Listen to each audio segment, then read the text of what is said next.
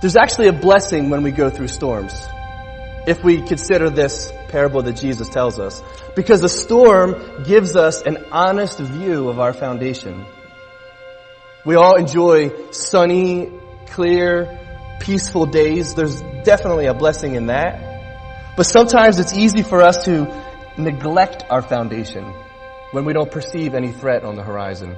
Sometimes it's easy for us just to become complacent because things are smooth and things are calm and things are fine. Well, Jesus says when the rains descend and the floods come and the wind beats on the house, that then you see what is really underneath, what's really girding the house up. Think about the disciples in Mark chapter 4. Let me read this to you. The Bible says that a great windstorm arose. The disciples are on a boat with Jesus at this time. It says a great windstorm arose, and the waves beat into the boat so that it was already filling. But he was in the stern, asleep on a pillow. And they woke him and said to him, "Teacher, do you not care that we're perishing?" Then he arose and rebuked the wind and said to the sea, "Peace, be still." And the wind ceased, and there was a great calm. But he said to them, "Why are you so fearful? How is it that you have no faith?" And they feared exceedingly and said to one another, "Who can this be, that even the wind and the sea obey him?" Here's a literal depiction of what Jesus just said in Matthew 7. The disciples are in a physical storm out on the lake, and their lives are being threatened by this storm.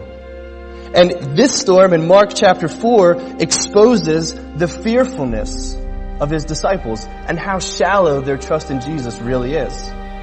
At the first sign of danger, they panic and they question his care for them. "Master, do you even care? Do you know what's happening to us? Do you even care about our lives? Does it matter to you if we sink or swim here? Jesus, wake up and do something about this." When Jesus rebukes the storm, he demonstrates to them his power over the forces that threaten their lives. He demonstrates to them that he's Lord even of the storm. And the disciples go from a place where they fear the storm to verse 41 in Mark chapter 4, they fear Christ. So it started off with them being exceedingly fearful of the wind and the waves. When Jesus calms the storm, they step back and they realize this is a fearful being with us. And they fear Jesus more than they fear the storm.